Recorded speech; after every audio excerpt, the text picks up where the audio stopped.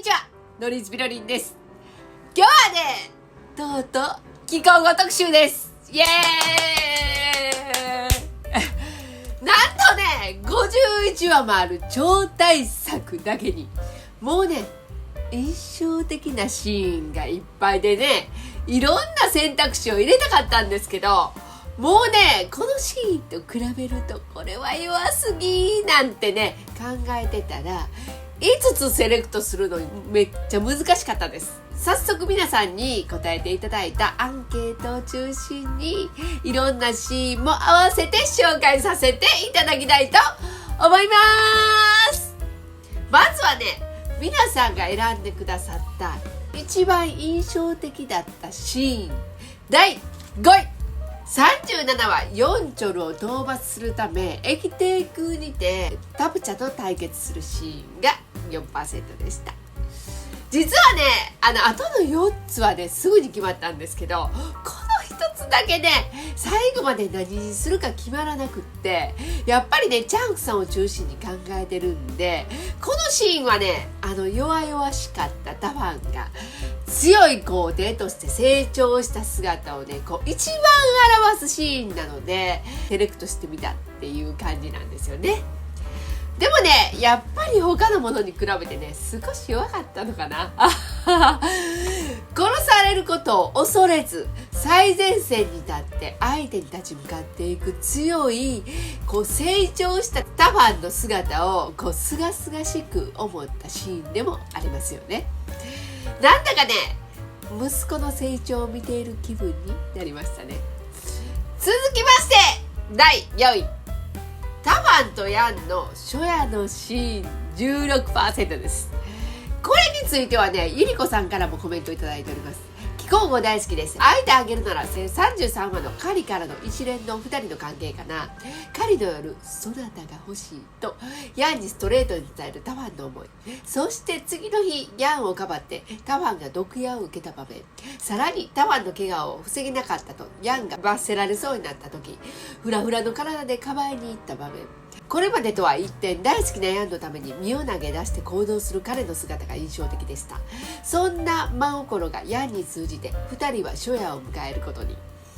この一連の流れから愛が誕生するのがタファンの生涯の中で彼が一番幸せだった時期ではと思い大好きな部分ですといただきました。もうこの一連の流れがね、本当に素晴らしいですよね。もうこんな男ならみんな惚れてまうやろってなりますよね。そんなに長くは待てないと言いながらもね、こうね、真摯な姿を見せたと思ったら身を挺して自分を助けてくれる、それも2回も連続と押して引いての駆け引きがね、たまりませんよね。聞いたのにそんな愛情を見せてくれるんかいってなる、もう大体って感じですよね。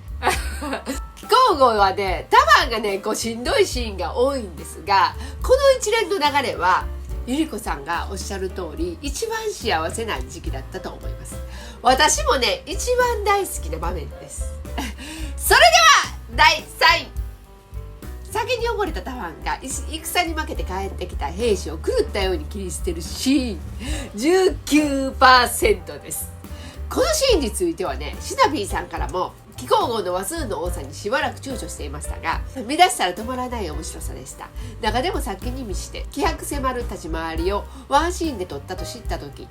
まだ若きし頃のチャン君の演技圧巻でした。そうですよね。このシーンについては橋井教授からも、あえて選ぶなら42話の最後のシーン、長回しで撮影したという部下を切り捨てる場面です。そこからのヤンに向かって涙を流すところまでの流れがあまりの演技の凄まじさにぐったり、本当ですね。最悪の悪での純もの複雑な心情を表現したチャン君ですが、ここも同じように自分を持て余すあまり怒りと悲しみが爆発するタファンを見せてくれて圧倒されましたといただきました。もうこのシーンのね、チャンさんの演技へ入り込んでる姿、本当にね狂ってるし戸惑ってるんですよね。イケメンだからファンだというのはもちろんなんですけど、正気の状態でこれができるチャンクさんの演技力がもうチャンクファンをねしっかり根付かせると私は思いますこの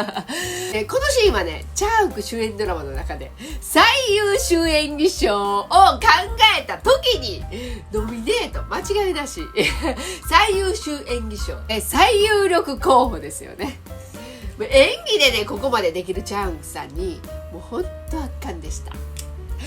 きまして第2位です。浴槽に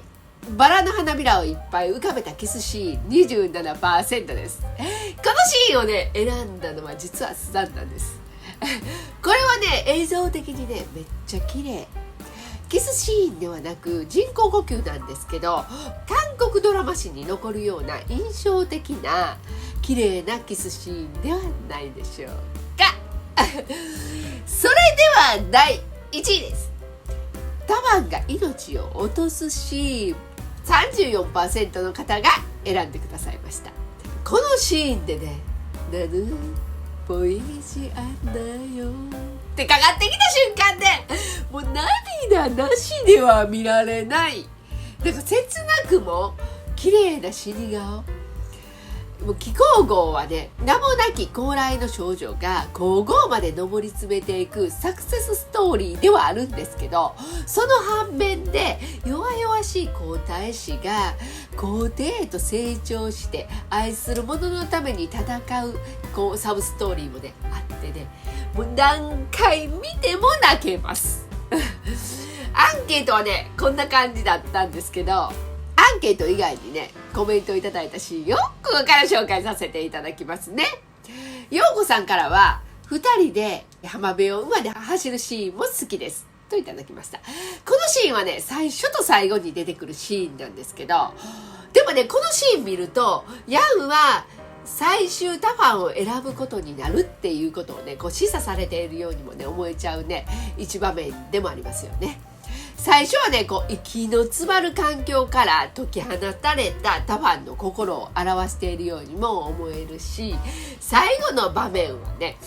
辛いことが多い人生だったけど愛する家族を守ることができて精神的に解き放たれていくタファンのね心を表しているようでね私も大好きな場面です。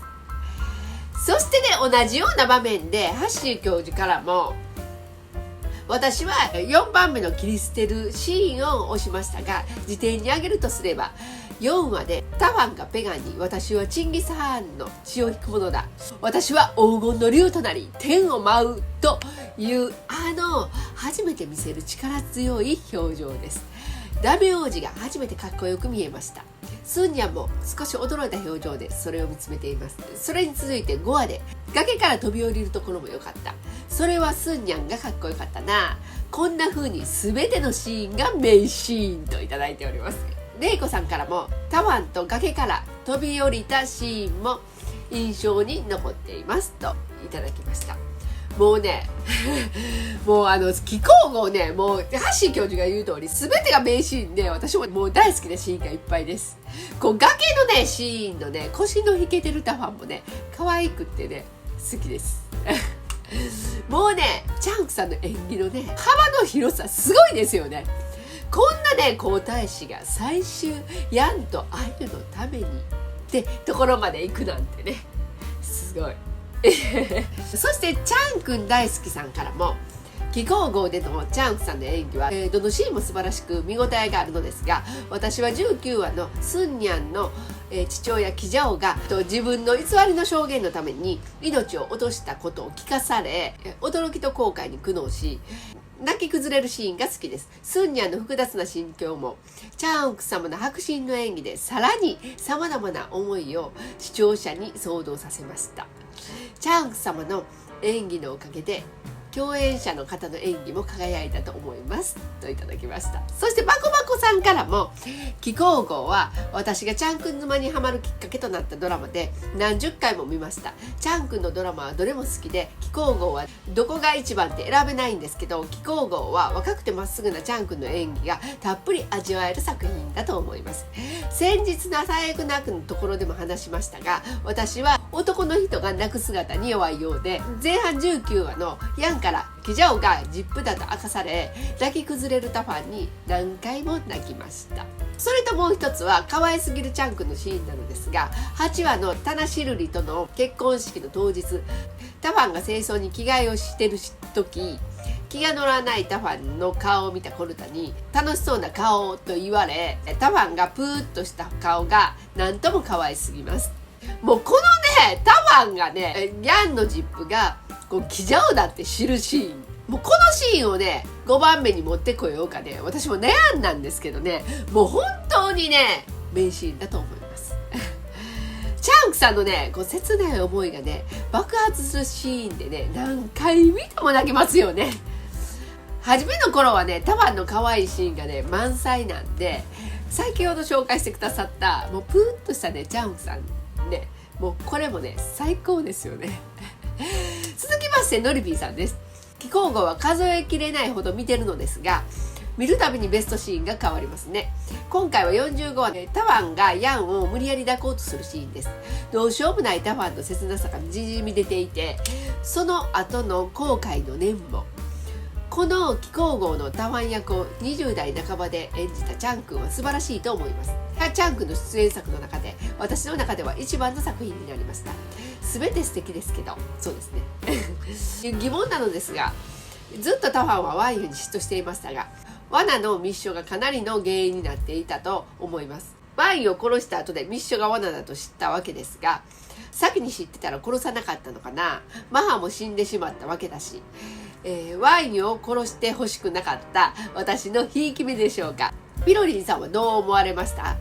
それと毒は幻覚を見る頃から飲まされていたのでしょうか。ここがいまいちよくわからなくて長くなりました。すいませんといただきました。このね無理やり泣くシーンはねスザンヌが好きなシーンではありますよね。スザンヌ無理やり系大好きなんでこの時はねもう本当に気持ちがねすれ違っちゃってるんでね、もうこのシーンは本当に切ない。もうミッションのせいでタワンは不安になりお酒に溺れちゃうんですけど、でもねタワンの何がすごいってこうヤンをね問いたださないっていうところですよね。これって、ね、問いただしてしまうとヤンを失いそうな気がする。でもなんかその反面なんかタワンの中ではそうではないと信じたいっていうのがねあってね、もうタワンメンタル崩壊、辛すぎるタワンっていう感じですよね。そしてノリピーさんの問いにあったワインをどうして殺したのかっていう点についてはね、私もね以前なぜかなって思ったことがあって、なんか誰かに聞いたのかな、何かで読んだのかな忘れたんですけど、ヤンはなんかこう皇后っていう立場上皇帝以外の人とそういう行為をしたことがあったり、その上なんか子供までいたっていうことはね、なんかこう国に背いたことになるっていうので、敗になるのみならずなんかこう死罪になる可能性もあるっていうねことをタファンは考えた上で、そんなヤンを守るためにその事実を知っているものを殺して、ワイユについてもヤンのために自ら殺されたのだってね聞いた気がします。間違ってたらごめんなさい知ってる方はぜひコメントで教えてくださいこうやってねヤンはねタファンのみならずもうワイユにも深い愛で守られてたんだなってね感じさせられるねシーンではありますよね。あとねタファンの毒はねどうなんでしょうね。知ってる方がいらっしゃったらコメントで教えてもらえると嬉しいです今回はねこんな感じで気候号すごく充実した回になりました。気候号のね印象的なシーンはねタファンの辛いシーンが多いので、なんかまたね近々タファンの可愛いシーンっていうのもね特集したいなーって思いました可愛いシーンのおすすめありましたらコメントで教えてもらえると嬉しいです。その際はねできたら何話にあるか教えてくださいね皆さんのコメントお待ちしています。それでは次回は、もう明日のね、握手会の動画になりますので、お楽しみに。こちらの動画、金曜日夜9時に更新しております。このように字幕つけておりますので、字幕ボタンでご利用ください。今日の動画少しでも面白かったという方は、高評価、チャンネル登録、コメントで応援していただけるとすごく嬉しいです。ドレッツピロリンでした。アンニョーン。